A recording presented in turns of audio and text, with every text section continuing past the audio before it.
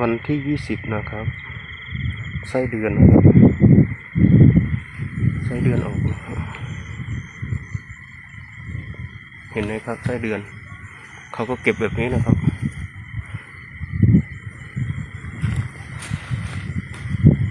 เก็บไส้เดือนขายนะครับไส้เดือนสร้างรายได้นะครับทองคำบนดินนะครับเนี่ยเยอะนะครับเนี่ยนั่นนะครับให้ดูเลยนะครับสีดำนั่นนะครับสีดำนะครับเนี่ยคือไส้เดือนนะครับมันออกมาแบบนี้นะครับนั่นนะครับไส้เดือนนะครับโฟกัสตรงนี้ทางทิศตะวันออกโรงเรียนบ้านหนองยางนะครับนี่ครับเยอะมากครับ